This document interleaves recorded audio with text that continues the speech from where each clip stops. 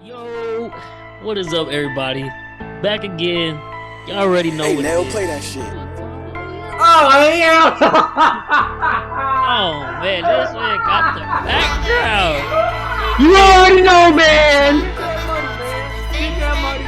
Take to the house. Ain't no fuck that shit. Easy money, easy Easy. money. Well, it should be easy money, but like Look, I knock said, on wood, knock on wood. Look at the rookies we drafted. We got Dean and we got Davis. Two from Florida. It doesn't get better than that shit. yeah, put that shit up. As Ricky Bobby said, if you ain't first, You're you're last. last. Exactly. Second place is at 2.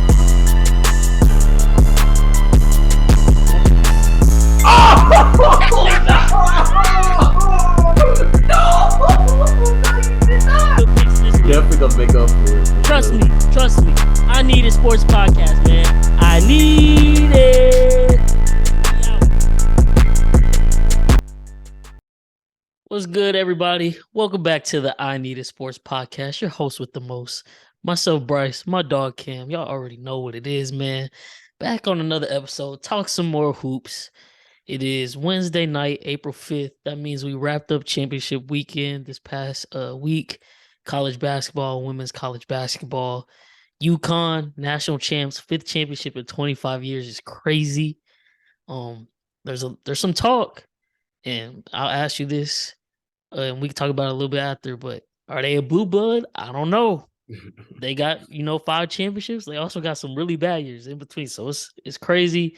And then on the women's side, man, y'all already know what it is, man. Angel Reese and them girls, they did their thing, man. Shut down Caitlin Clark a little bit. We're gonna talk about that too, man. But yeah, UConn LSU national champs 2022-23 NCAA seasons, man. Yeah, let's get into it. We're gonna start off with UConn versus San Diego State. I believe you called this perfectly to a T. The Final Four, you had San Diego State winning, had UConn winning. He's like, man, can't nobody touch UConn. You were absolutely right. Tell us why you thought that, and how did it feel watching that come true? Because, San Diego State cut it close at kind of like at the 8-minute mark, and then UConn ran right back. It was never really a game. It was Never a game. Reason I really thought UConn was gonna win. I mean, if you see like in first game of the tournament, they blew out the team. Second game, they just kept on winning by double digits and stuff like that. And you can just tell like this team is well put together, is well coached. Has a really good coach that they have. And they just have ball players, man. They got that 7-foot guy coming off the bench. He makes a difference. He's the shot blocker pretty much. You got the big. I don't want to. Adama Sanogo. Yeah. I don't want to miss. He's nice. He's a bucket. He's definitely pro ready. I think Hawkins, myself, I think he's probably the most pro ready player on the team. I don't know if he's gonna come out or not, but I think he's pro ready. And like I said, man, their guards, man, they're just so long, and like I just pause, but Pause. but nah, man, they their height different compared to other guards. Height difference. I mean, they stretch out the floor very well. They shoot the ball very good, and they play outstanding defense. I mean, they was locking down San Diego State. Towards the end of that first half, I believe like 11 minutes or I think they had 10 an or 11 11-minute minutes. stretch in the first half where they didn't get a field goal. No field goal. And I think like they opened up the second half. They might have got a bucket to start, but then I think to start out, they went like 6 minutes without another bucket. When you have 2 dry spells like that, it's going to be very hard for you to win a basketball game unless you can just randomly catch fire and get stops. And they were never able to put the 2 and 2 together at all versus that UConn team. And it was complete domination. I think, I don't know. I think it was the second highest. I don't think it was the highest margin of victory or average margin of victory in the tournament run. But UConn won by average of over 20 plus points every single game this tournament. They ended up beating San Diego State by 17. But like you said, from the beginning, it was clear and evident that the length of UConn's team, Paul, was just too much for San Diego State. They drive in the lane and it's just trees everywhere, getting deflections, contesting shots, and then they come back down the court and UConn really got whatever shot they wanted. Sometimes they didn't, convert, but that was literally just on them missing shots. For the championship game, I had 4 picks. They were all riding on UConn. Had their over in the first half, spread -4 in the first half. Their total game over, which was 72, I believe. Or no, it was 69.5. And then -7 game spread. All 4 hit, sweep, never a doubt. They had 36 at the end of the first half, but they got 36 with 3 minutes left, and then they smoked like 4 bunnies. And it was like they really BSing. They could be up 20 right now if they wanted to, but San Diego State went down to the half by 12. The second half, like I said, they cut it close with like 8 minutes left, I want to say. And then UConn ran right back away with it, man. Like you said, Hawkins, most NBA ready guard it looked like from this tournament. And I really think I've never seen a smoother pull-up jumper in the college game than what he has. It's rare that you see in the college game Where like you see it. somebody just taking jump shots off the dribble consistently and hitting them. Because that's, for one, that's a coach. I mean, that's a shot coaches don't even like at the college level. They don't. And 2, that's a high percentage chance of you missing at that level. And that's like all the shots he takes. Like he'll come off a screen. Oh, you're on me. Let me pump. One dribble. You're still there. I'm still gonna take this shot. No hesitation, and it's a bucket. I'm like, man, this dude is crazy. And he almost opened up the second half with one of the best dunks of the tournament. He just happened to miss it. I was like, man, come on, like I need these points at that time. I was like, man, you gotta quit BSing. But yeah, man, never a doubt. 25 years, 5 championships. What more can you say? I will say, even though it really might not be true, but in my heart of hearts, I really think if Florida State wins versus San Diego State, it's not they're gonna win the championship, but I think it might be closer, even though UConn Yeah, I still think might have ran away at the end or something and still beat them by like double digits. But I think Florida Atlantic shooting would have helped them be able to sure. withstand some of UConn offensive ability and their length on defense. You can shoot, some teams out of their defense. Florida Atlantic had that capability. San Diego State did not, and it showed. But hey, shout out to San Diego State. They got here on a game winner. There I had 3 picks. It was Florida Atlantic's overs and their spread +3. Thank God they only lost by 1 off that game winner. So sweep there. Your boy swept the Final Four. 7-0, man. Ended March It's Madness on crazy. a high note. Finished off college season positive. So now we NFL positive, college basketball positive. MLB is now in motion. Now I just got to get right for the NBA. I'm not gonna lie, NBA gonna be hard. NBA does It's not. gonna be tough. Me and NBA do not see eye to eye. Yesterday I had 6 picks, and they was all looking good at one point, and they all fell off. Every single one of them. So me and NBA, we got to get right. It's gonna be a work in progress throughout these playoffs, but I'm gonna try my best. But yeah, college basketball, it was a successful season. And so with that being said, like I was saying, now since 1999, that's the first time UConn even made a Final Four in their men's basketball program. And they have 5 championships.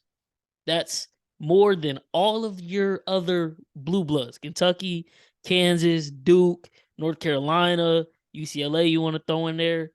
The second closest to them is us in Kentucky, I believe, or us and Duke. We're both tied with 2 championships, and then UConn, or not UNC has 3 championships within that same time frame.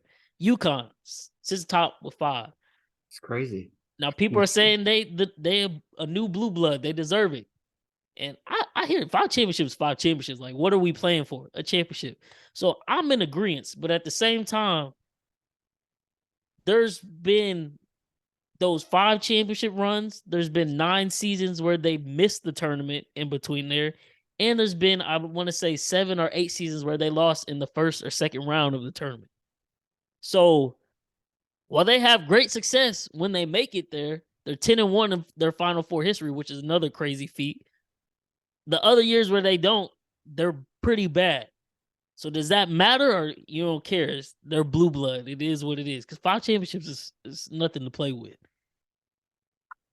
Yeah, 5 is nothing to play with. I feel like everybody has, some down years, but 5 in 25 years, that's insane. That's unheard of. My biggest thing is I just don't know if a Big East team can be a blue blood. That's the only thing, but I'll give it to them, man. They deserve it. 5 and 25, that's insane. With 3 separate coaches too, y'all. 3 separate. It's insane. 3 separate. The first 3 was I can't even Calhoun. Then was it not? I can't even think of dude's name, but the black coach got them one, and then here comes Hurley, another one, 5, and it's like they have a good coach, and then something happens, get a new coach, they might be off a little bit, and then they get right. It's like rinse and repeat. I don't know what they got cooking up there in UConn, but I mean, they're clear and cut between men's and women's basketball. They're clear and cut the best program in sure. college basketball history. Basketball, yeah.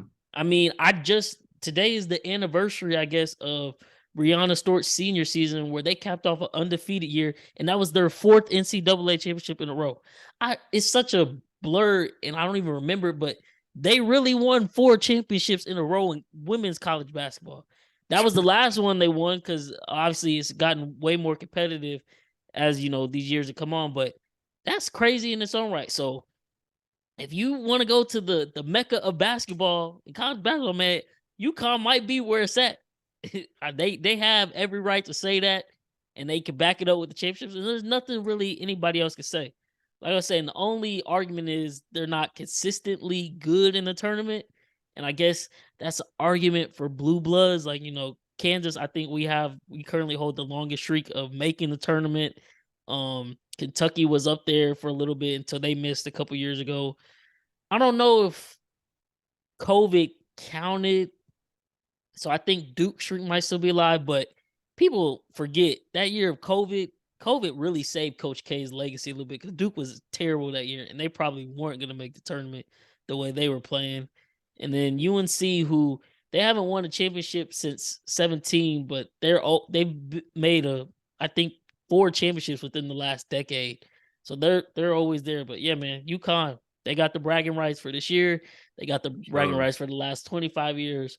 So props to them. Props to them, man. Oh God, it's insane. So now let me get a sip of water first, because this gonna be good, y'all. This gonna be the promo clip right here, because I got a lot to say, man. So, assuming if you watch this and you keep up with sports, you couldn't miss the women's college championship game between LSU and Iowa. I think they said it was a record 9.9 million viewers, most in college women's basketball history, more than multiple playoff games this year, the World Series, NHL, Cup, like all of that. Surpassed all of that. No doubt it was because of Caitlin Clark. She is the coldest hooper in the college game. She won the Wooden Award yesterday, stating that this is not hate. Let's get it understood from the jump right here. But as the game was ending, as you all know, because it's caused a huge ruckus on Twitter and got some people talking out of their ass and talking crazy, just being straight up disrespectful. Caitlin, she did the little "you can't see me" earlier in the tournament, I believe in the Elite Eight versus Louisville to Haley Van Lith when she was talking her smack.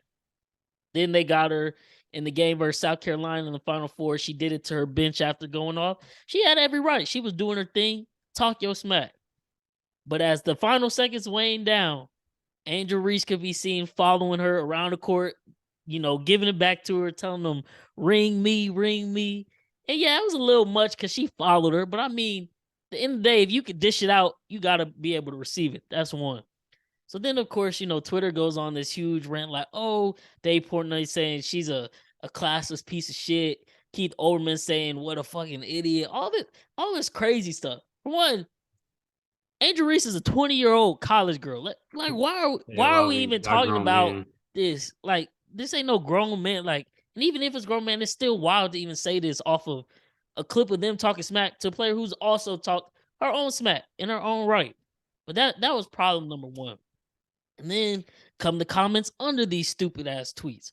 Oh, we only watching because Caitlin Clark, this girl not even good. Like Angel Reese is trash. Caitlin Clark had 30, blah, blah, blah. The refs gave him the game, yada, yada, yada. First off, here's problem number one. Angel Reese is not trash. And when they say, oh, we only watching this because Caitlin Clark, yeah, it shows. Because if you watch actual women's college basketball or kept up with it, even remotely, you would know Angel Reese isn't trash. The girl just averaged 23 and 15 and set her own record for the NCAA with most double-doubles in women's college basketball history. Come on, man. She's a beast. She's literally a baby Shaq. I think one of her stats, I think it was the second round of the tournament. She had 25 points, 24 rebounds. Okay? That's problem number one right there. Like, people started talking crazy to this 20-year-old girl who was literally just like she, in her own words, being unapologetically herself, because all year she's been getting bashed. LSU's been bashed as a team because they said their non-conference schedule wasn't great. They got whooped by South Carolina. The only game where I think Angel Reese didn't have double-digit rebounds, I think she had 4. Leah Boston shut her down. Leah Boston is also about to be the number 1 pick in the upcoming WNBA draft. Okay, so she got shut down, but obviously that's to another great player. But other than that, Angel Reese was popping her stuff all season, eating. Like I said, she averaged 23 and 15. Like, she's grabbing everything off the rim, okay? So miss me with all the, oh, she not good.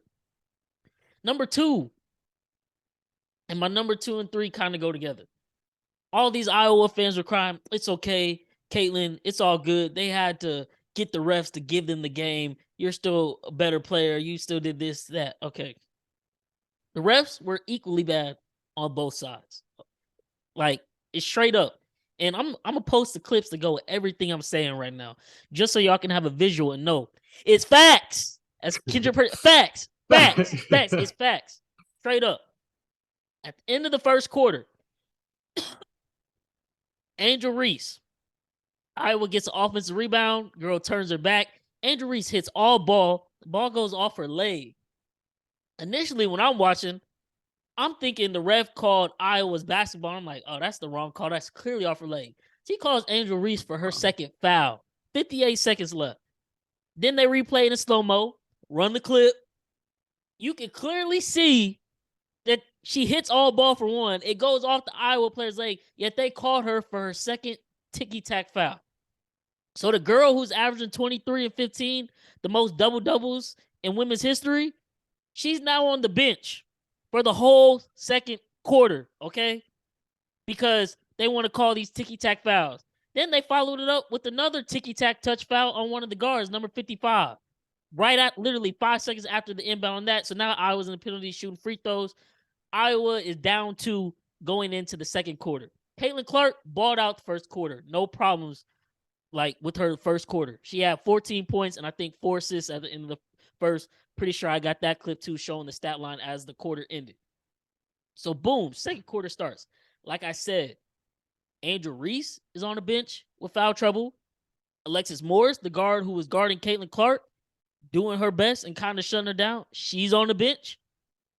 If Caitlin Clark is, the coldest player, which she is, she's supposed to take over, keep doing what she's been doing, right? No. She opens up the quarter, misses a shot. LSU goes down, they score. Comes back down. She had a couple assists in a row. They're staying neck and neck. And then in comes Morris.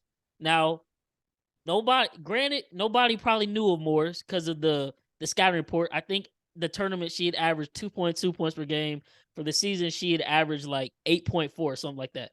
But I would see why she's probably not on the scouting report because you don't think you're going to be seeing her. I'm sorry, I said it wrong. Jasmine Carson, that's what I'm talking about. So she comes in the game because why? Angel Reese and other players are in foul trouble. So now she's inserted into the game. She comes in, she gives Caitlin Clark a bucket because Caitlin Clark's, she said she wouldn't play the same defense she played versus South Carolina, disrespecting them. They're going to play LSU different. No, she was still kind of disrespectful. She was like, who is this girl? I'm not finna step up to her. Bow. First three. Okay. Well, yeah, that's fool's luck. No telling. Comes down the court again. Carson, again, inner eye. Bow. Another shot. Then LSU misses a shot. Get an offensive rebound. Pass it out to Carson. This time, Clark tries to close out. She hits her with a pump fake, jab and go. Goes right past her, dish off the assist. Now LSU starting to get a little bit of a lead. Caitlin Clark goes back down. She draws a defensive foul, but she kind of pushed off. So you can kind of tell, like, okay, if they do it again, the refs might call it the other way because they might have missed that one. Sure enough, she does it. Call it offensive foul. Now she's got 2 fouls and she's getting frustrated because she's getting locked up. She hasn't scored yet. And then on the flip side, Carson is giving her the work. Okay. Next time they come down, another bucket. This time it's by the other guard, Tier Poa. Caitlin Clark, everybody's manned up. Caitlin Clark, the ball is on the right side of the court. Poa's on the left wing of the court. Caitlin Clark is standing in the middle of the paint. Why? Because she don't believe she can shoot. So I'm going to just sag off, go help, swing it across the court. She still doesn't close out. Bow, another 3. All these points on Caitlin Clark's head. This ain't taking nothing away from the game, but this all the points on her head while LSU is missing their 2 best players on the court in foul trouble right now in the second quarter. She comes back down. She shoots a 3. She gets fouled. She missed the first free throw. That's another sign. You know she's kind of frustrated. She's not in her game right now because she don't miss free throws. She makes the next 2, but that's okay because LSU comes back down the court. Another bucket. Then Caitlin Clark comes back down the court. She pushes off again. 3rd offensive foul. Now she has to go to the bench. At this point, LSU is up like 12 or 14.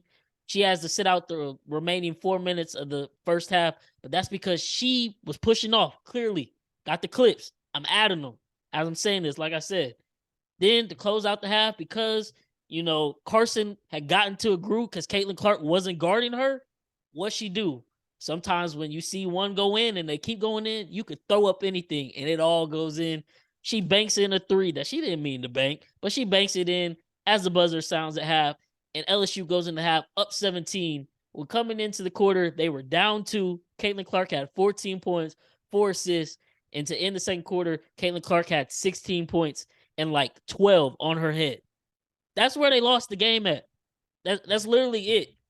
People were on Twitter talking about, well, she had 30, Angel Reese had 15. What did I just say? Did Angel Reese not have to sit out a whole quarter and then still manage to put up a double-double? Caitlin Clark, yeah, she had 30, but it wasn't a Caitlin Clark game. She was 9 of 22. At one point, she drove the lane. She didn't even hit rim on a floater. That's how much they were getting to her. Like, Caitlin Clark, yes, she's the best college basketball player right now. There's no debating that. There's no argument. She's clearly a bucket. Changing the game, got everybody watching because she could shoot 30-foot threes. But this game had nothing to do with the refs. Caitlin Clark couldn't defend anybody, and she got exposed because she got away with it versus South Carolina. So when people are like, well, why does LSU care about her disrespecting South Carolina? Because all these girls grew up hooping together, so they're all friends, regardless if they're on different teams. They see that, and she's still kind of playing the same way in that game. They start hitting shots. Yeah, they got a reason to feel some type of way. And third, the refs didn't help them out. The refs didn't give LSU the game. They called an equal amount of fouls on LSU, had their star players riding the bench. And what did the bench players come and do? They came in and gave Iowa the business. And from there, it was never a game. I think they cut it to like 7 or 8 late in the third, and LSU ran back away with it. And it was never a question. They scored 102 points. The refs can't do that. That's not on the refs. That's just LSU dominating. Angel Reese dominated. She came in and dominated. Before she even got in foul trouble, she was dominating. She was going to the paint, getting layups, getting what she wanted, feeding people because she was drawing all the attention, getting assists. She's a beast of a player. She's not Caitlin Clark. She can't shoot like that. But 23 and 15 ain't nothing to play with. And LSU wasn't nothing to play with. So put some respect on their name. They did what they did. They deserve to talk their shit because they earned it. And while Caitlin Clark is the greatest player in the college game right now, she was a major part of the reason why they lost the game. So while y'all give her all the props in the world because she deserves it, also recognize game. She had a major part in losing that. From there, it was over after the second quarter. And that was with LSU's bench on the court. Case closed, man. Case closed. Like I said, all the clips are playing behind this. It's facts. It's facts. It just is what it is. It sucks that her run had to come to an end like that. But that's the way the ball rolls sometimes. You live with it. I respect it, man. I respect it. Yeah, you for thought I was sure. going to come in here hating. I really wasn't hating. She's cold. She cold. Oh no, man. I'm gonna tell you why I disagree with she was the reason why they lost. I'm not saying she's the sole reason. I want to make that But you clear too. saying For she the people, main? You saying she the main that reason? second quarter stretch was a big reason why. Because with I Angel totally Reese on the disagree. bench, I she totally got to take disagree. over. She got to take over. I totally disagree. But I'm gonna start off with this Angel Reese, this and stuff like that. I have no problem with her doing like any of this. Like you said, if you can dish it out, then make sure you know you can take it back or whatever. Pretty much. When Caitlin was doing this, she was doing this to Haley. If y'all don't know Haley, Haley is probably one of the biggest trash talkers in women's college basketball right now. Um, I I believe I seen one clip. Kaylin wasn't even like really saying nothing to her, and you can see Haley saying something to her, and Kaylin said, "Shut up, you're down by 15." So that's how you know like Haley is like one of like the biggest talkers, biggest trash talkers, in college basketball, or whatever. But the thing, like I said, I didn't have a problem with what Angel Reese was doing. Talk trash all you want. She definitely deserved the right to say ring me, do all this and stuff like that. You guys won and stuff like that. But I have never in my life heard somebody talk trash to somebody else because that person talked trash to another team or another person.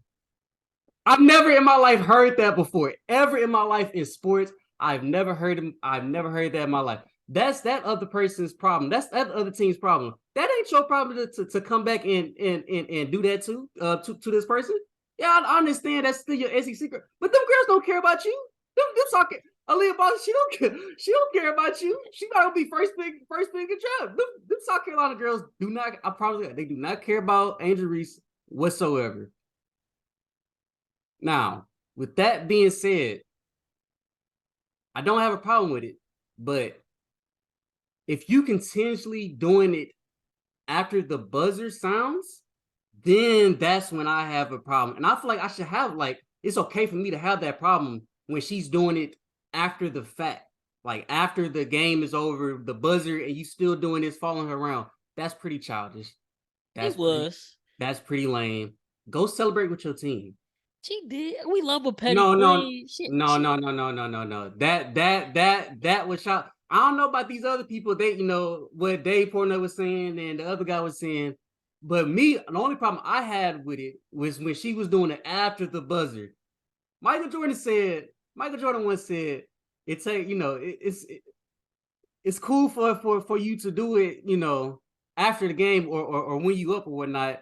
But it takes a lot of balls to do it, when you're down or during the game and stuff like that. She was doing it after the fact, 7 seconds, the clock was going down. She was still doing that. That's my only problem. That's my only problem with that. Now with this whole, it was Caitlin Clark's fault. I see where you're coming from, but okay, you named all these girls that came in for LSU and balled out. And Angel Reese was on the bench. She started playing Angel Reese on the bench. She was in foul trouble. But they still had a bench to come in, still had great players on the bench to come in and give them their lead and still, hold the game intact while their star player was on the bench. This kind of reminds me of like LeBron James. You can't take Caitlin Clark out the game because if you take her out the game, I mean, Iowa don't have no bench. There's nobody else on Iowa other than Caitlin Clark. So yeah, if Caitlin Clark missing shots, I mean, she can't kick it to nobody else, so she's gonna have to keep taking shots because it's only her. There's nobody on Iowa. She was though. I got the clips. I know I haven't shown them to you, but they're gonna be on the video. She had two assists. Like she missed. She started out the quarter. She missed. So she started feeding her teammates. Gabby Marshall hit a 3. She kicked another one on a baseline cut, got a layup. They was going back and forth, neck and neck. I understand that, but none of them can score 25 plus points. None of them. None of them can give Caitlin Clark 30. None of them. Okay. Not a single one of them. None of them help Caitlin Clark control the game. That's true. But I mean, LSU was the better team. But why? True. When you look at why the girl got the 22, at least like 14 of those was on Caitlin Clark. No, it's not. It was only 8 points. It was only 8 points on Caitlin Clark. Okay, well that was from. I went back to go watch, and it was only. That was from. What's her name? That was from Carson. Carson. It was only 8 points. It was only 8 points on Caitlin Clark's head. It was only 3 points on Poe's head. Poa did it. Then LaDeja Williams got a bucket on her. She bodied her on a spin, and you got the Iowa coach in the background being saucy. That's a tough shot. I know. I'm just saying it's a bucket. Then I want to say it was either Flau'jae Johnson or I think it was Johnson who also, like, this is all in succession. Like, these girls are all getting buckets back to back to back on Caitlin Clark. It's almost as if they were running screens and, like, basically whoever got Clark on her, go at her. And they probably were because she had 2 fouls at the point. So they trying to get her up out of there. But they were all going at her head and they were scoring with ease. So I'm not saying like, oh, this is just straight up Caitlin Clark fault. But I'm saying at that crucial stretch of the game, she couldn't get a stop on one end, and on the other end, she'd gone cold, which she hadn't really done all tournament. And that was a big turning point in the game. And obviously we know basketball is a game of runs. LSU made that run and never looked back. But if Caitlin Clark could have maybe hit a 3 or another 3 here or by there, herself, she's gonna do it by herself. That's what she been getting praised for. I mean, but as sooner or later, it's gonna have to stop. You see, with LeBron, it had to stop. As sooner or later, he can't do everything. She can't do everything by herself. A good team is going to be here. A good shooters are going to be here. LSU had great shooters compared to South Carolina. Yeah, they did. But I'm saying I'm not talking about just Caitlin Clark at this point. I'm saying in relation to everything that happened on Twitter afterwards, everybody defending her because of the whole Angel Reese stuff. Real hoopers, when you watch the game, if you're unbiased, you can watch and see that, yes, while Caitlin Clark is great, and Iowa wouldn't be nowhere in this situation if it wasn't for her. While she can be great, she still got to catch some slack for some stuff she didn't do right. And that was part of the reason why they lost. And that's all I'm saying. She's, like I said, she's still the best hooper. Ain't nobody in the women's college game pulling 30-foot threes like that off the dribble. And she came out the third quarter and she got right back on track. She had 25 by the end of the third. And then the fourth quarter came and it was kind of the same way of the second. She couldn't get the bucket she was getting in the first and third, and she only had 5 there, and LSU went on another run and completely just, ran away with the game. They win by 17. That's what it was. Well, I still wouldn't blame it on her because LSU scored 102 points. In the second, you saying in that second quarter it was mainly on her. I mean, she gave up 13 points of 102 points. They won by like damn near 20 points. But when you look at that, they went down to half down, I think 17.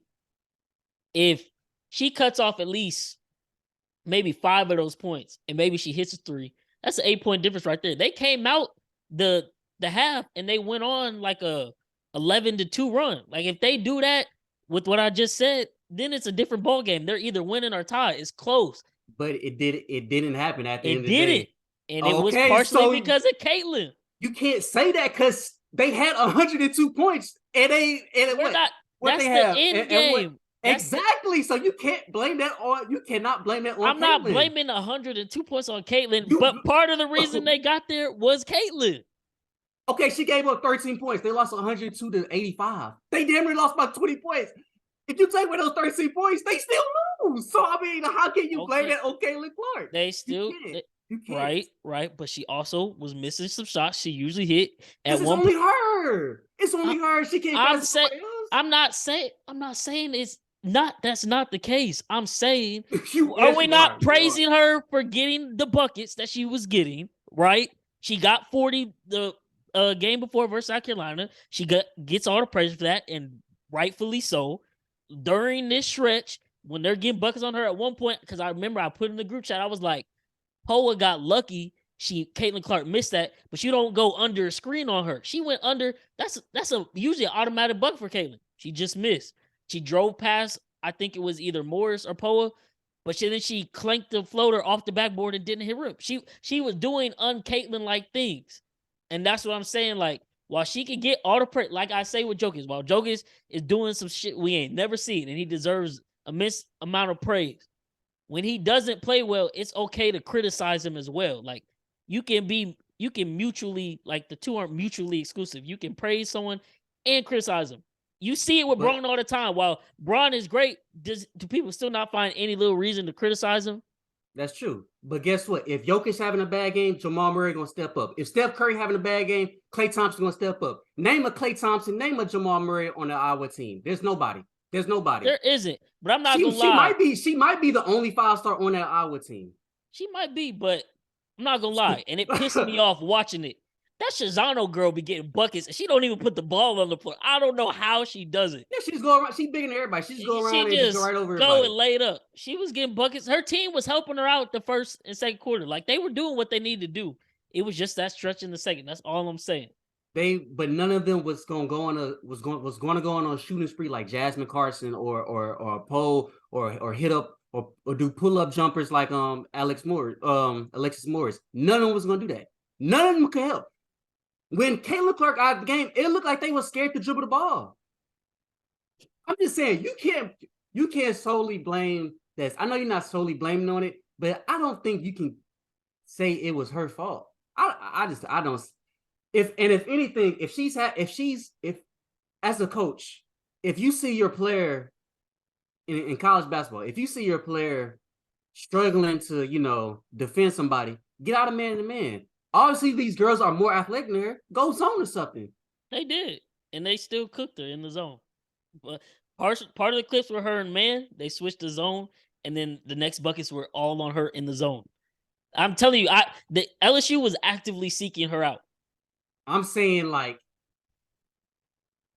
send double teams, stay in zone pretty much the whole second half. Because I mean, beginning of the third quarter, I mean, like you said, they made a run or whatever, but they fell off in the fourth quarter. But the problem is when they play zone, you gotta go actively find a body to put on Angel Reese because she's gonna grab that board, and that's a problem right there. And that's what I'm saying. Like, I know me and you were on the same page there, but people on Twitter start talking crazy. Like, she still deserved credit for the game she played, especially missing a whole quarter and sitting out. Yeah, she do, but you take away her 10 points, they still win. She got 15. Okay, you take away her 15 points, they still win. 5 assists. I mean, like, she did her thing. Okay, but still, if you take away her 15 points, I mean, okay, whatever. Yeah, there you go. I mean, it is what it is. Iowa didn't have a bench. I'm not in disagreement there with you. The starters, all of them had double figures except for one, Warnock, who had 9. But I mean, they hit 14 threes as a team. Like, they were trying their best to do their part. But that stretch right there, the game was over. None of them can be like Carson and get that 25 or 22 or whatever, man. I mean, that's all I'm saying. They're like I said, when Caitlin Clark got the game, it like them girls were scared to dribble the ball. They were scared. They were simply scared. That's all I'm saying, man. That's fair. So that wraps up our college talk, man. We got a little special for y'all. So for the rest of the episode, the game has just started, and boy, are they off to a great start. I know. Do you got it up? Are you seeing this right now? Mm-hmm. For the rest of the episode, y'all are gonna get our live reaction. We're gonna chop it up over this Lakers-Clippers game and just the rest of the NBA standings and playoffs and all that. And some of the argument we got into yesterday in our group chat over who's the better conference and who has the better teams. But yeah, right now, Lakers, oh Jesus. It might be 11 in a row. Clippers have beat the Lakers 10 times in a row. And 3 minutes, not even 2.5 minutes in the game. The Clippers are up 10-1. I'm pretty sure before that Kawhi bucket, I saw Russ hit a 3, nothing but net. So, like we were saying last night, he finna be prime Russ tonight. He gonna be on Yeah, one. he finna go crazy. Yeah, He gonna go for 100. yeah. So AD just got a bucket though, man. If the Lakers do win this game, man, and if the Lakers are to make any type of run, Anthony Davis has to average 20 to 25 shots a game in regulation. Not if they go to overtime and he reaches there. He has to average 20 to 25 shots a game. Are you going to end up with games like yesterday versus the Jazz where the Lakers, it shouldn't even have been a game, and yet they had to go to overtime to squeak out a win. But that definitely looked like a Kawhi travel. I'm not going to lie. But, yeah, Anthony Davis yesterday. Oh, that is a travel. it was. And now Anthony Davis just smoked the layup. Oh, man. Russ to Zubac to Batum for 3. Oh, he missed. I was about to say, damn, if Zubac with the offensive rebound to Gordon yelling, "What a Batum, 3, 15-3. Call timeout, man. Ooh. Oh, man. Sheesh. And for this reason, the consistency of the Lakers. Oh, I think it's first quarter. Oh, my God. Yeah, it's first quarter. What we talking about, man? I know it's first quarter, first but quarter. man. Okay, so let's just get into it because this is a commercial break anyway. So yesterday, me and Cam were talking in our group chat and we were arguing about. I said I personally think the Eastern Conference, even though it's top heavy, they have the three best. Heavy. They have the 3 of the 4 best teams in basketball this season. The Bucks, the Celtics, and the 76ers are all better than everybody in the West, I think, in a 7-game series, besides maybe the Nuggets and the Grizzlies. I think all 3 of the East teams could beat the Nuggets in a 7-game series with their roster, and I'm hesitant to say the 76ers could beat the Grizzlies in a 7-game series. But as far as the Bucks and Celtics go, I firmly believe there's nobody in the West this year, with all the circumstances of right now and everything that happened with the trade deadline, injuries, all that. There's no team in the West that can compete with the Boston Celtics or Milwaukee Bucks in a 7-game series. And Cam, on the other hand, go ahead, tell them what you believe compared to what I just said. I just think that's just completely capped. I think it's capped, man. The East, if we talking about a whole, the East has 3 good teams. The West has 8 good teams. 8 good teams. The East, no, the West has 8 good. Are they good teams? They got a lot of talent in the West. Teams. Are they good teams? Yes, good teams compared to the East. The East only has 3 good teams. That's what I'm saying. I said the East is top heavy. I'm not worried about nobody else.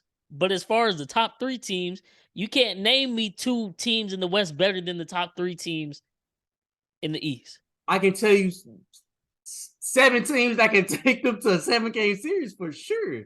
For sure. Name them. For sure. And I'll combat every single one. I'm going to say 6. Nuggets, Grizzlies, Suns, Warriors, Clippers, and Lakers. All 6 can definitely take those 3 teams to 7-game series with ease. Okay. With ease. They might have some problems with the Bucks because, Giannis or whatever.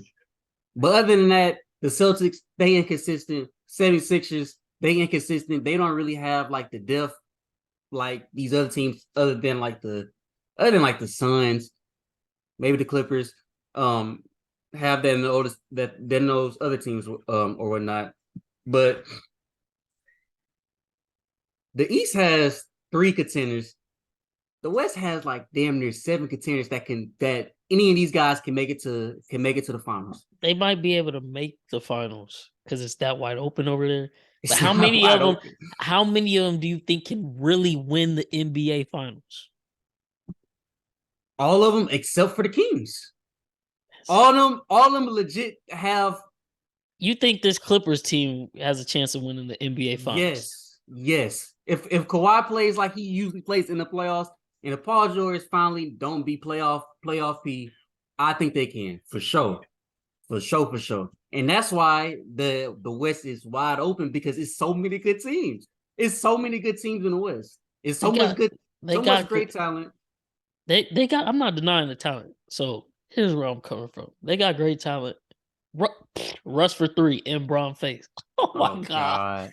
Ah, he finna be on one. He finna be on one. Oh my god. I just know he was hyped.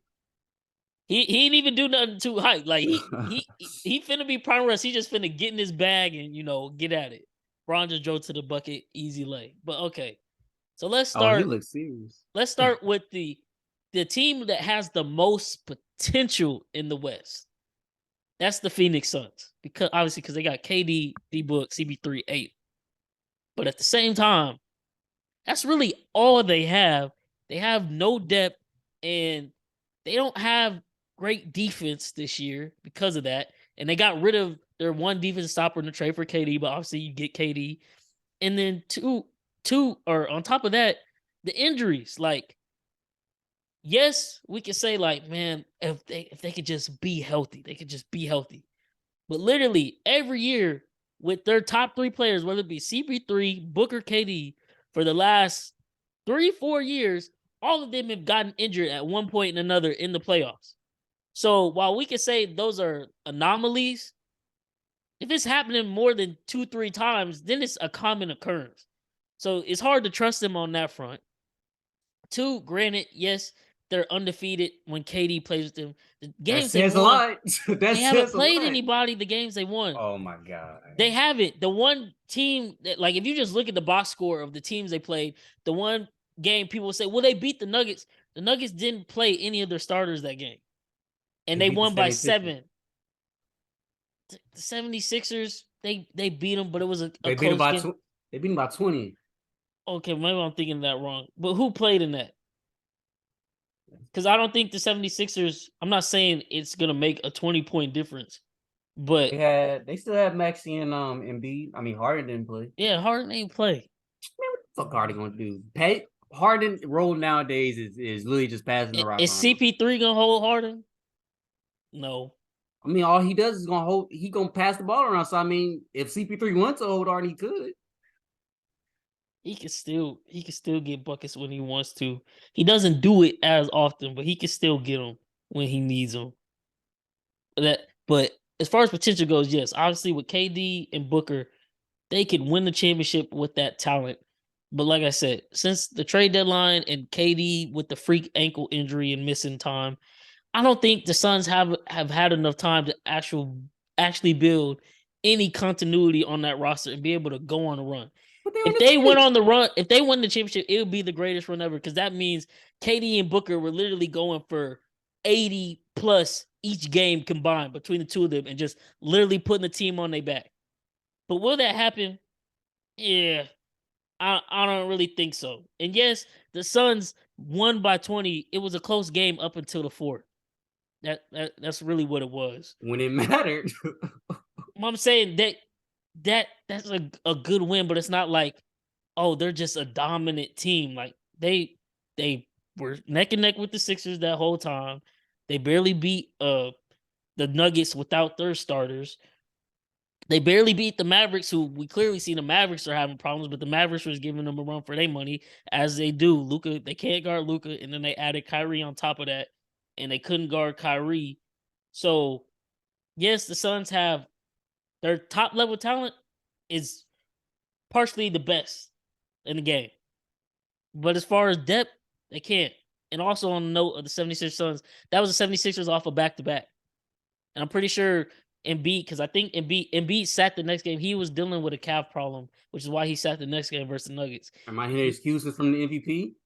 No, because what is Jokic doing right now? He's been sitting. I'm just saying MVP is supposed to be playing like MVP. So I don't want to hear no excuses. It hasn't been decided yet.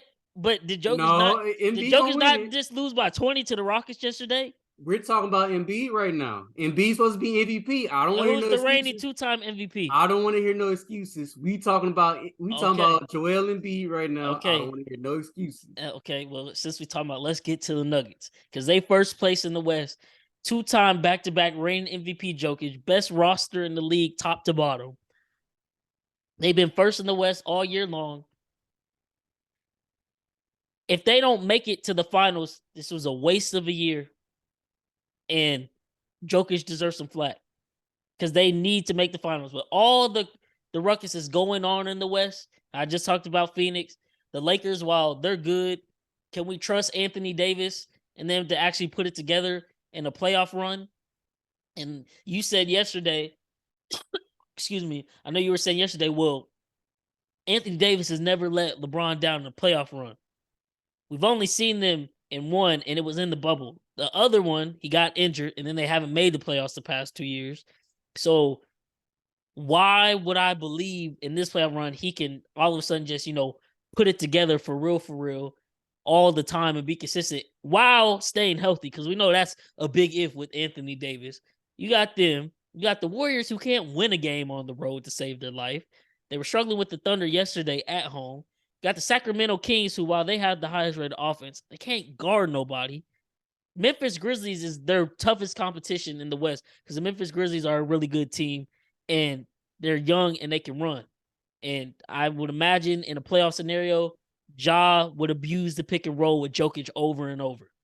But other than that, with the team they got to go. But I don't think they will. So that eliminates the Nuggets. The Clippers, there's no real timetable for Paul George. We're just hoping and praying that he's just going to be back for the playoffs. He could very well miss the first playoff series, maybe two playoff series if they make it that far. And right now, depending on who wins this game and who gets the 5th seed, the Clippers could possibly get the Suns in the first round. It could be the Clippers, it could be the Lakers, it could be the Warriors versus the Suns. So off rip, one of those 4 teams is getting eliminated. So we don't even got to worry about them when it comes to being able to compete with the East. But if the Clippers are playing the Suns, I think the Suns will win that series because Kawhi might be able to slow down KD, but then they don't have anybody for Booker, especially if Paul George isn't playing. And then, I would have to see it to believe it, but I think DeAndre Ayton could win that series versus Zubac and all them boys. But I think, the Suns could possibly win that. But then, on the flip side, if it's the Lakers, in my heart of hearts, I want to say the Lakers can win, but I don't know if the Lakers will be consistently or would be able to get consistent enough buckets to compete with Devin Booker and KD. Because we were talking about that the other day too. You was like, man, we good in the West. Give us anybody. I'm not scared of the Suns. Give us the Suns first round. We'll handle them. AD should cook Ayton. Will it happen? I don't know. Bron, he could do his thing, but at this age, he's not holding KD. And if you use Jared Vanderbilt on KD, who guarding Booker? So it's literally gonna be, can the Lakers score enough points to beat the Suns? I don't know if they could do that. Let's say they do beat them. The Kings and the Warriors, we already know how you feel about that one. You said the Kings could beat the Warriors, but then said you don't believe the Kings can win the championship, but you believe the Warriors can win the championship. So that's a little confusing there. I didn't know you was going through the matchup and stuff like that. I'm just saying if any of these teams make it to the finals, I personally think they can beat any of these 3 teams in the 7-game series. That's all I'm saying. Now, if you want me to choose which one, if I had a gun to my head, which one I would pick, you want me to do that? I can do that. You know who I'm going to choose? The Lakers. Easily. Oh, well, no, I could have guessed that. But that's part of what I was saying yesterday, too. Like, I'm not just strictly talking about the matchups, but when it comes down to it, whatever team navigates through all this mess in the West, I said I think all 3 teams, the top 3 teams in the East could beat whoever, but for damn sure certain, and I've been saying it for like a month now, whichever team comes out the West, if they get the Bucks are finna mollywop whoever. I don't care. Like they got too much of a complete team for anybody in the West. And the West has nobody that can really stop Giannis when it comes down to it. Because he's gonna get his 30. And you gotta worry about Middleton and Drew Holiday, who are gonna randomly go off. They are. And Brook Lopez has become a good enough center and a 2-way player. He could get buckets himself while playing great defense on the other end. If the Bucks played the Lakers, in order for them to win, LeBron would have to say, you know what, AD, scoring wise, this game or this series is on you. Like, yeah, LeBron will still get his buckets when he needs to, but scoring wise, it's on you. I got to go down on the other end, and I got to give all my energy on stopping Giannis. He's the only one with the strength to even compete. On the Lakers team, He's the only one with the Vando can guard him. I've seen Jabari Smith handle Giannis Antetokounmpo. Maybe, but I'm saying Vanderbilt strength, quickness wise, like as a combination, like yeah, Vando might be able to slow Giannis down, but there's gonna be times where Giannis would just simply overpower him because he can't. If it's Braun, trying to actually be, a defensive stopper like he used to be, obviously he's 37 now, which is why I think this would be really hard to do. Braun has the body to, Giannis, you can't just run in the paint and bulldoze me type shit, if you get what I'm saying. But that would obviously take a lot of his energy away. So if he's doing that, I'm not expecting Braun to carry on the offensive end. And that's what I'm saying. Now I gotta be AD, go get 25 shots and take us to the championship. All right, so I'm gonna ask this. Who's Giannis guarding?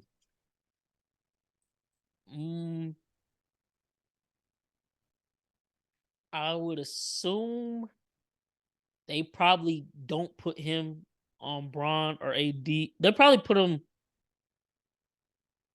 That's a good question. I don't know who he guards, but I'm expecting Lopez would guard AD. Barbecue chicken. Easy. That's what he's supposed to do. No, that's what he's going to. That's what he's going to do. Brook Lopez, barbecue chicken. AD catching the ball on the wing. Brook Lopez gonna say, put the shuffle with Anthony Davis. Barbecue chicken. Okay. Barbecue chicken. And Easy. Then what happens when they start sitting a double and they kick it out, and then people like Malik Beasley. He gonna hit it. He's going to Malik Beasley, Austin Reeves. We're trusting. That's what we're trusting players we've seen be inconsistent all year. All right, that they're just going to step up and do it. Hold on, listen. You obviously seen the Batman movies, right? You seen what was I believe it was the second Batman movie, was 1999 or something like that. When Alfred saved Batman pretty much from he's about to die. He had the beam to his chest or whatever. He's about to die or whatever. Every team has a Batman and has a Robin, but every now and then you need an Alfred to come and save you. You telling me there's not at least one guy on the Lakers roster that can come in and get some buckets for them? I'm not saying that. That's actually a great point. That's actually a great point, mate.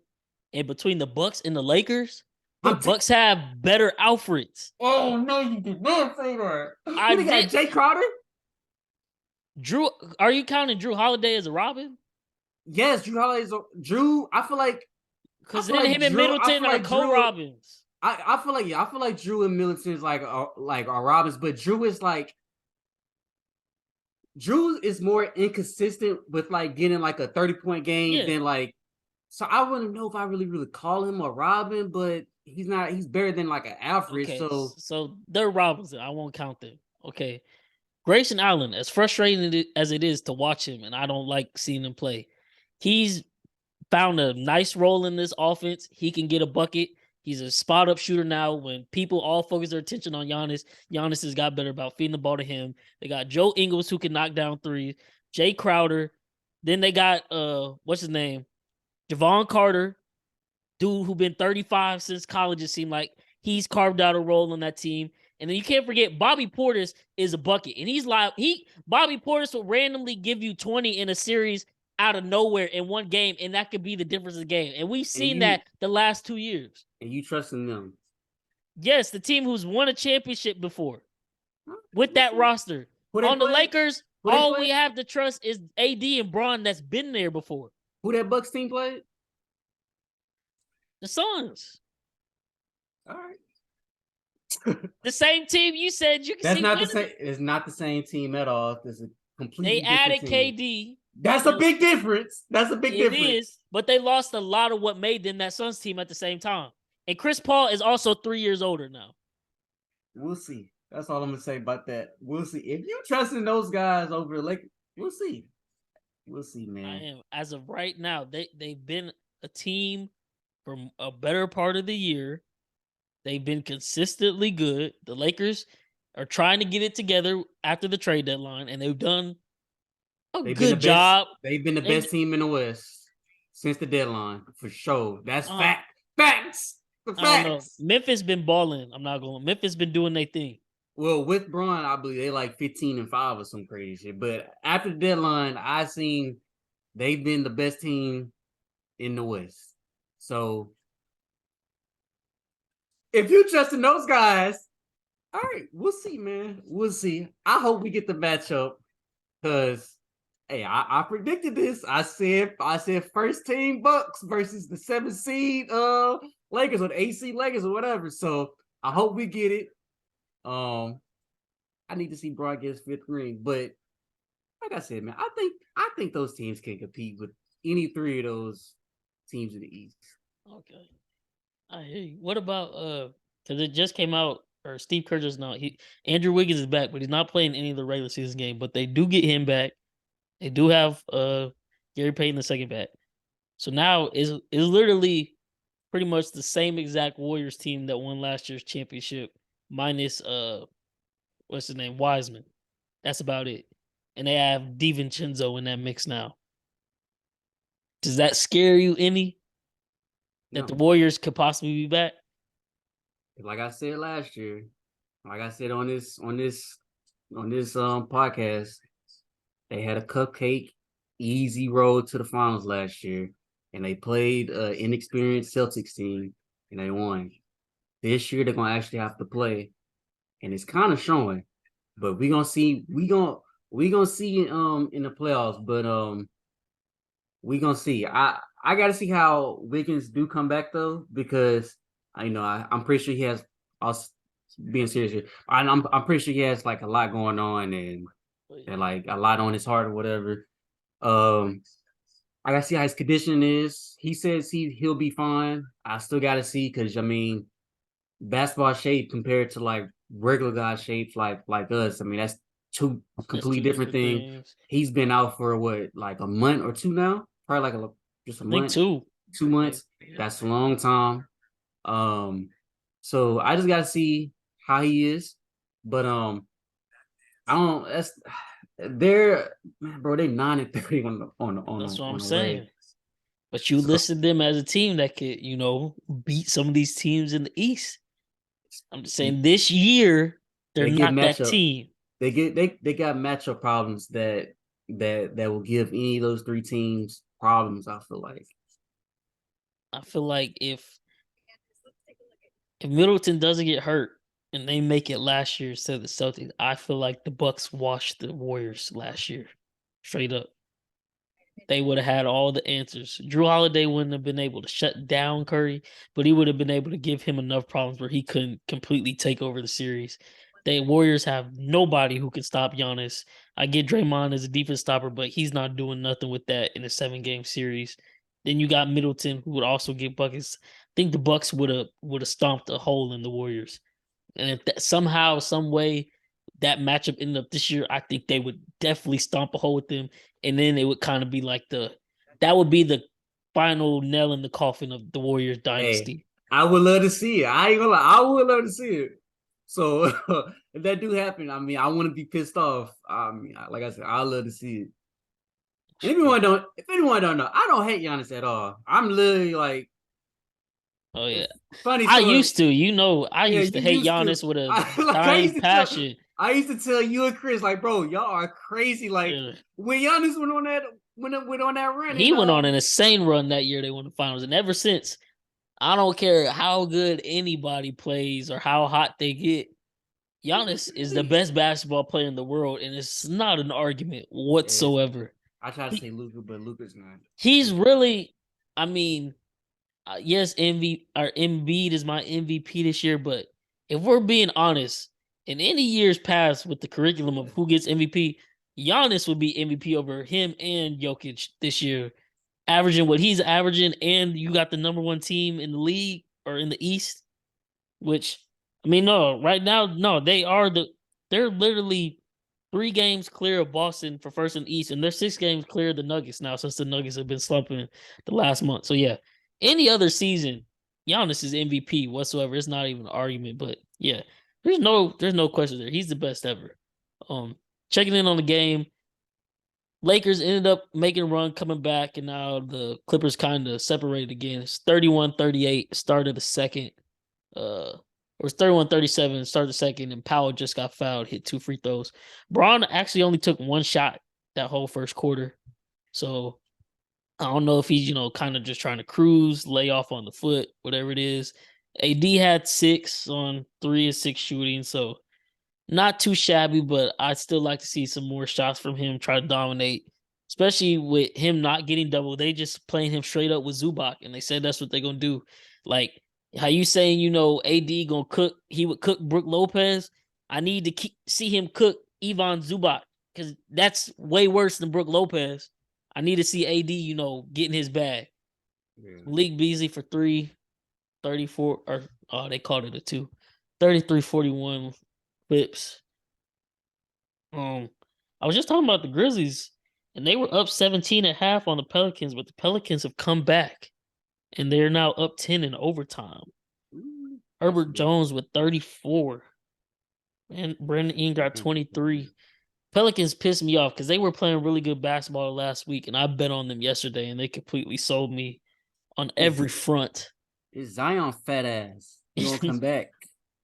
He need to come, bro. If he ever come back, bro, they're gonna be insane. At this point, man, this offseason, I don't know what trainer's gonna take. There go Beasley for 3 for good this time. I don't know what trainer it would take, but he got to lose 30 pounds, bro. His body clearly can't take the toll of his play style. Yeah. And his career is going to be over in 2 years if he doesn't lose 30 pounds, like straight up. He's just too big. And it sucks because he's a great talent. And he was doing stuff we hadn't seen from a rookie before, and his body just can't withstand it. Ooh, Braun with a bad pass there. Do you think he's let me get your opinion on this.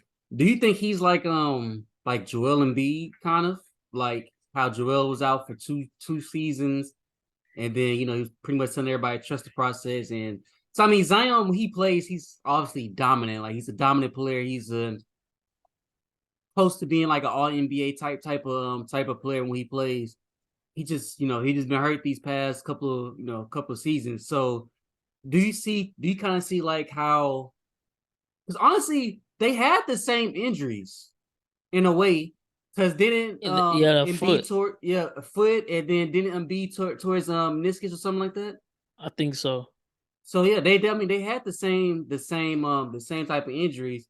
Do you think like that's kind of like he's taking that same route in a way, and you think he'll get like to Joel Embiid type of level or close to it? And would you call Zion a bust or not? Well, I get into that last one right now. It's way too early to call him a bust. Dang, Braun tripping. He just had back-to-back turnovers, and now the Clippers are back up 14 with 9 minutes left to second. I don't know, man. But he's not a bust. And to answer the question about is he like Embiid, yes and no. Yes, in the fact that he's obviously got the opportunity to redeem himself like Embiid has, and they have had similar injuries.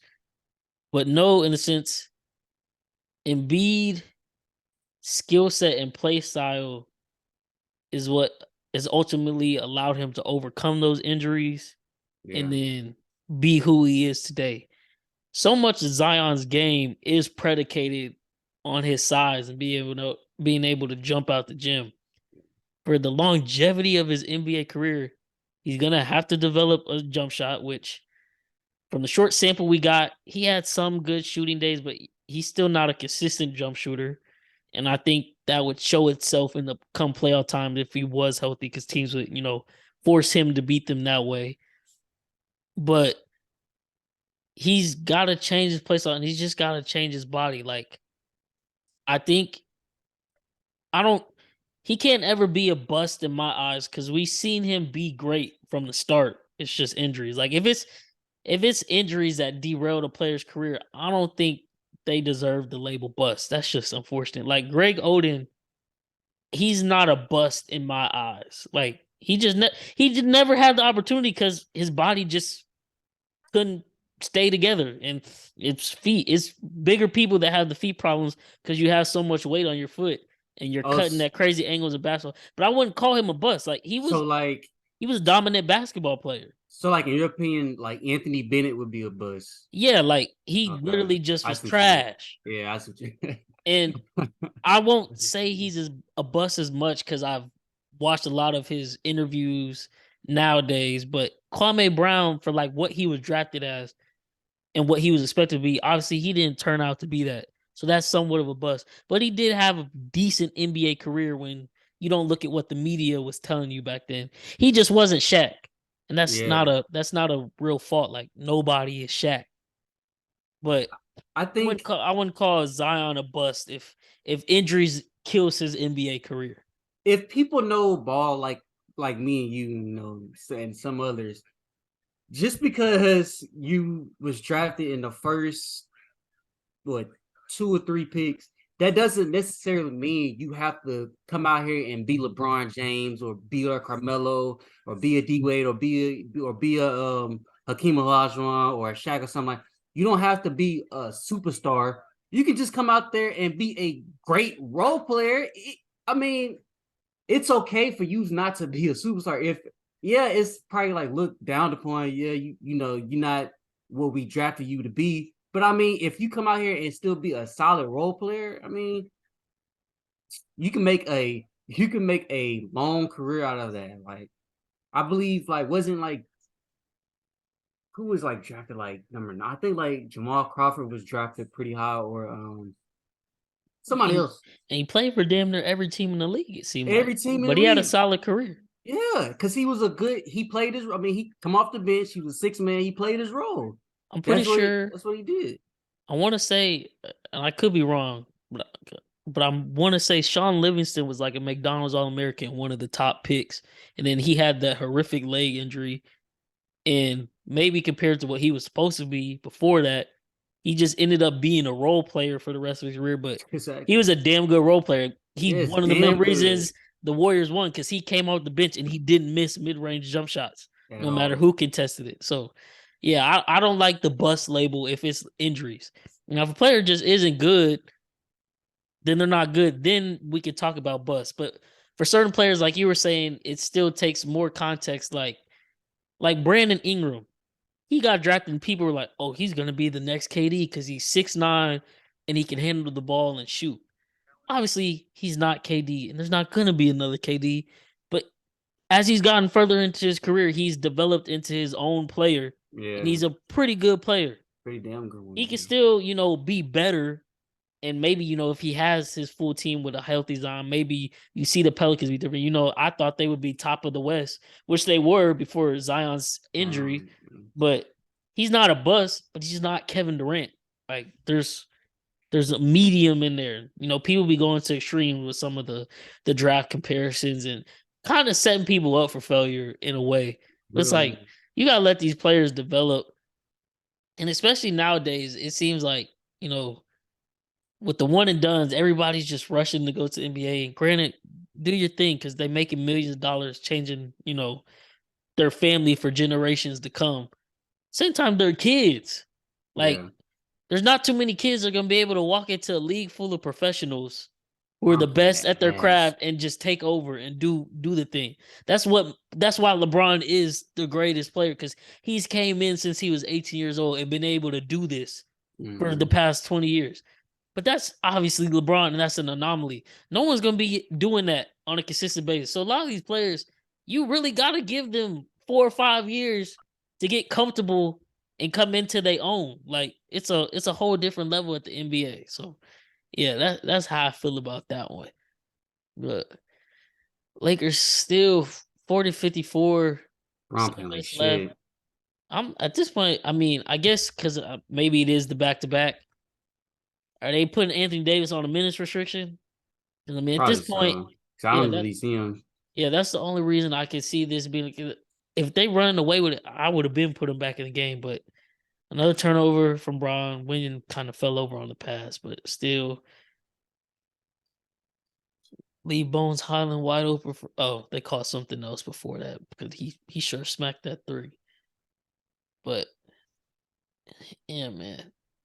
And then okay, I don't know I don't know if they would have to match up in the Western Conference Finals for it to happen, but say the Clippers and the Lakers match up in the playoffs.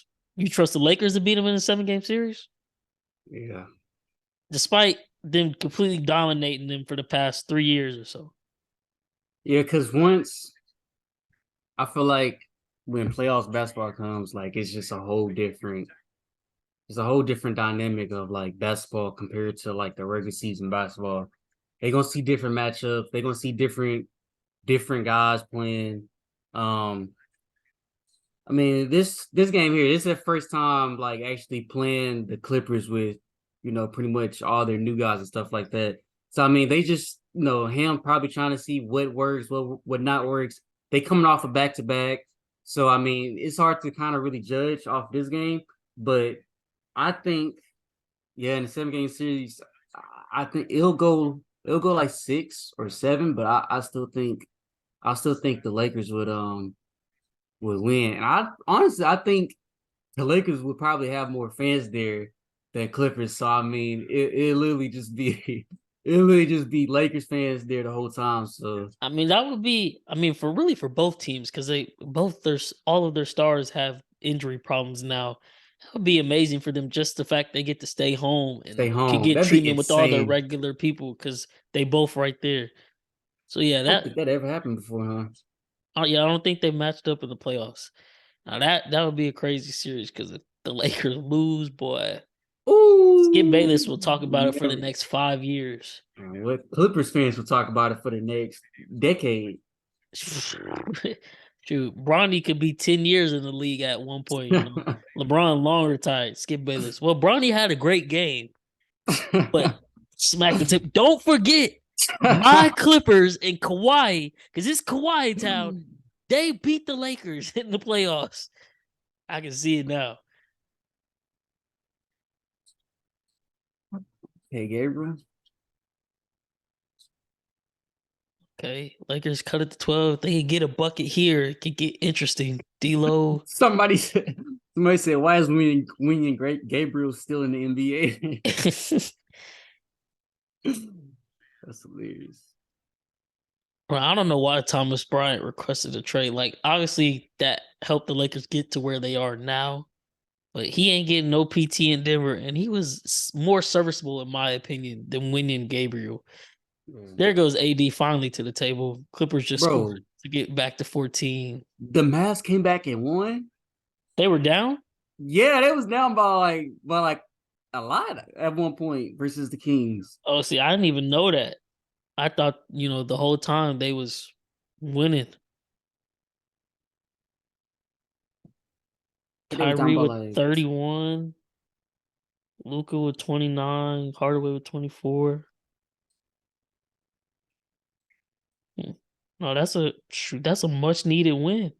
Because while the Mavericks should have low key been, booted out to play in, Thunder keep finding ways to lose, and the Mavericks I think the Mavericks still might squeak in there at the 10th spot because I can't trust the Thunder right now. Ooh, that's scary if they make it. If they Yeah. start finding it too. And the Thunder have the Jazz next in Utah. Then they got the Grizzlies. Now the Grizzlies, of course, could rest their players because that's the last game of the season. But the Thunder gotta literally win both games. And I don't even know who has the tiebreaker between them and Dallas, to be honest. Yeah. Ain't looking good. Get quiet hooping. No, the Lakers, it's looking like it's gonna be 11 games in a row. Same, bro. I got the hiccups. But you're still sure. Suns and Jazz. You have the confidence the Lakers to just magically find a way to beat them? Yeah, I think so. I think it'll happen. That's tough. I think so. I think the Lakers can beat everybody in the Western Conference who will be in the Western Conference playoffs right now, besides the Clippers. Besides Clippers? I don't know what it is about the Clippers that give them problems. I don't know if Tyronn Lue knows some stuff we don't know about Bron, but they just can't consistently compete with them. Like, they've lost 11 games. I don't know what the exact scores have been of the past 10, but I know at least 4 or 5 of them are for sure blowouts. Like they're not even competing with the Clippers. I don't know why. And that scares me if they would have to see them in the playoffs. That's definitely is. I think it'll be a close game. Bucks beat the Bulls. And this is what I'm talking about. This kind of back on our conversation about the Alfreds. No Giannis tonight. So they started Carter, Holiday, Lopez, Middleton, and Portis. Who do you think was their leading scorer for the night? Probably like. Say it again. Who was playing? Javon Carter, Drew Holiday, Brooke Lopez, Middleton, Bobby Portis. That was their starters. Probably Brooke. Bobby Portis with 27 and 13. He's just randomly he will have one of those games in every playoff series they play. Out of nowhere. And it'll piss you off because it's like, okay, obviously we know we gotta worry about Giannis, Middleton, Drew, all them. But then you gotta worry about Bobby Portis possibly giving you 30 off the bench, while Giannis might still give you 30 and Middleton might give you 20. Like it's too much on this Bucks roster. Like they're loaded everywhere. I really think they have the potential to they won't do it. I'm not saying they'll do it, but they have the potential to sweep or beat everybody in 5 or less in the NBA. Like they're that good in my opinion. In the NBA. In the NBA, the only team I think that really makes them go to 6 or possibly beats them in the playoff series this year is the Celtics. Because for whatever reason, while the Celtics are inconsistent, they consistently play well against the Bucks. I think Tatum had like 40 each of the last 4 games versus them. They get up for that game. Anybody else? Yeah, the Celtics might scare me, but versus the Bucks, I don't know. That's why I want my boy Embiid to finally make some noise and win in the playoffs this year. But I do low key I want a Bucks Celtics series with both teams healthy just to see. Because Milwaukee took them to the brink. They took them to 7 last year before the Celtics finally pulled away. And that was without Middleton. That was just all on, Giannis trying to carry. So with Middleton and I think a better overall roster this year, I think the Bucks will beat them in 6, if not 5. Who knows? And really, depending on the way the Celtics, if the Celtics don't win the NBA Finals, depending on the way they lose this year out of the playoffs, I think that's what's going to determine if Jaylen Brown leaves or not. Like, if they win the finals, I think he stays. But there is a possibility they could win the finals and be like, oh, well, I'm an NBA champ now. I'm going to go get my money and be the star somewhere else. That could very well happen. But if they, lose, say they lose to the Bucks in 6 or 5, or the Sixers get them, and it's they got expectations of being in the championship, then I think JB is gone for sure. I think he gone regardless. I think he want to have his own team. And I don't think he like living in Boston. He seemed like the type he don't like living in Boston. Like not with them people down there. Yeah, not with them people. I don't think he like living in Boston. Yeah. Because he said something about Boston fans, I think. Yeah. They be in his DMs crazy, saying wild stuff. Like, they just do too much.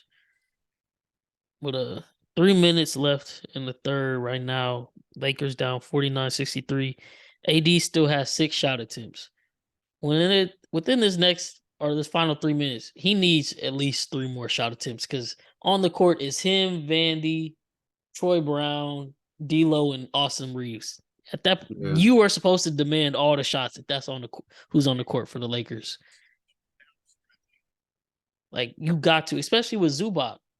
They did just double him though, which is funny because I don't know if that report was true, but it was definitely reports saying, Tyronn Lue and them said they're not doubling AD. They're comfortable with Zubac straight up. He be lying. That's like a block that was block.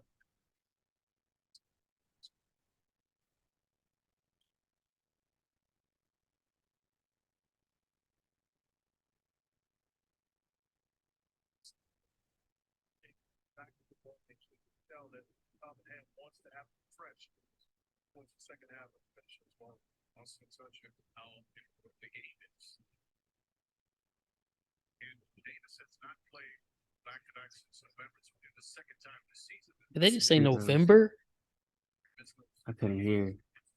Oh, it sounds like they said AD hasn't played a back-to-back since November. That's crazy.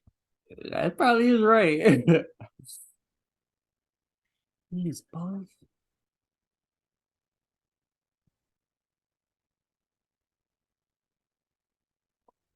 LeBron just missed that free throw. Yep. LeBron at the free throw line right now with 2 minutes, 23 seconds left.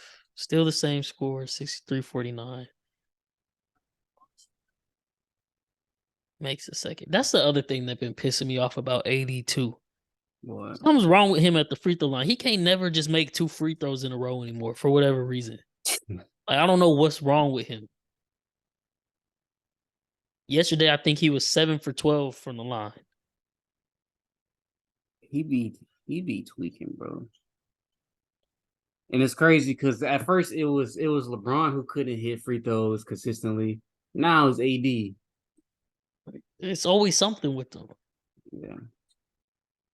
LeBron for 3, that would have been big. You can hit that. They gotta cut into this lead sometime before this half over with.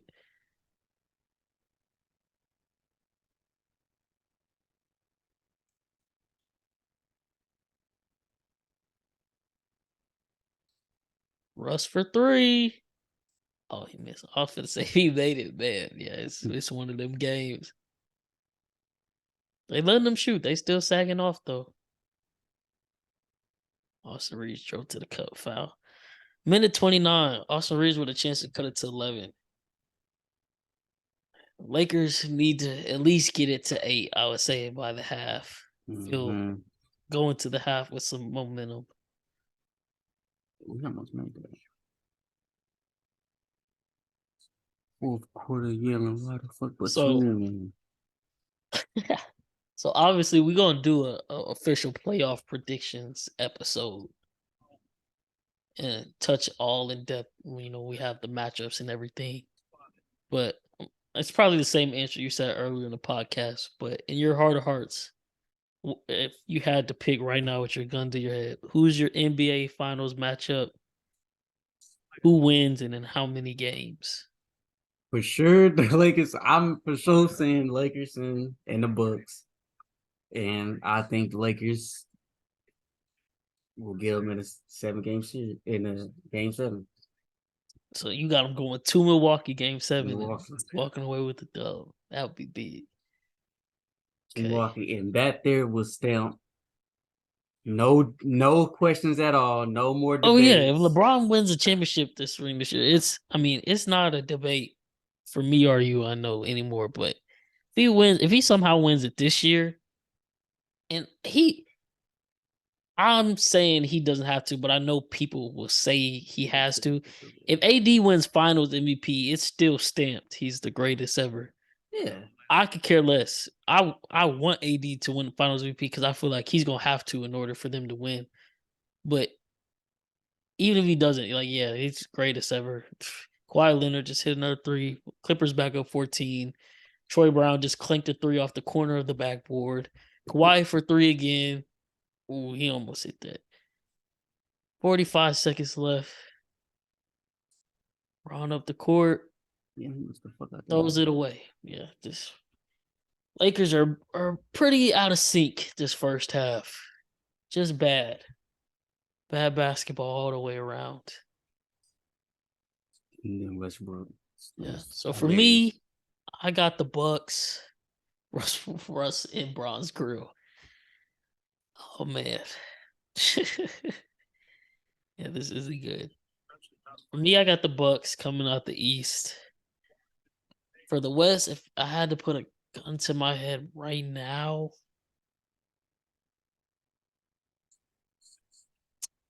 Call me crazy, Does. but right now,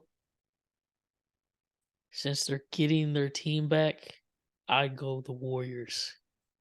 Because I can't I can trust get any that. of these teams. I don't want it to happen, and I don't think it can happen. But if a gun was to my head, I can't trust any of these Western Conference teams. They all so up and down. And I know the Warriors have been there, literally. That whole team has been there. And come playoff time, granted, yes, they were the second worst away team all year behind my terrible Houston Rockets.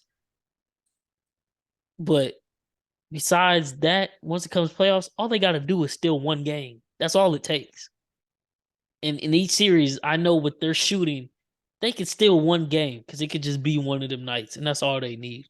So I would go them and the Bucks, and then I got the Bucks thrashing them 4-1. I think they'll get out to a 2-0 lead. Warriors come back home, win game 3 in blowout fashion, and then I think the Bucks crush them in Golden State, and then they go back home and take it all the way. Giannis finishes with like a 45-point triple-double to seal it. And dynasty over. Bucks champs of the league once again, and Giannis, even though, like I said, he's already the best, but he puts a stamp on like, yo, this is my league now. Like, even though y'all sort of gave it to me a couple years ago when I won it, and it's kind of died down, like, I'm here to remind y'all, I am the future. I'm the best player in the league for the foreseeable future. And can't nobody stop me and my small market team in Milwaukee. So, yeah, that's what I got. That was the end. The first half just came to a close. I said the Lakers need to cut it to 8. Instead, the deficit extended to 19. Clippers up 71-52 at half. I don't think the Lakers will pull this one out, especially since they're on the back-to-back. They probably, depending on how they come out in the second half, if they don't come out and cut the lead to single digits within the first 5-6 minutes, they probably just bench everybody for the rest of the game. And with that, I think that'll send them back to the 7th seed for now.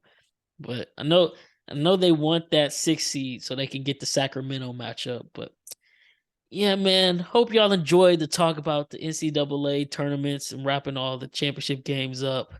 Our discussion about the playoffs. We're now 2 to 3 games away. Every team in the NBA either has 2 or 3 games left in their season. So we're about a week and a half away from the playoffs, or the play-in, I guess, and then we'll get to the playoffs. Can't wait so we can put all these arguments to bed and we can see what's really going to happen and talk about that. But we appreciate you joining and listening if you did. It's your boys from the neighborhood, Bryce, my dog Cam, signing out, man, and we out.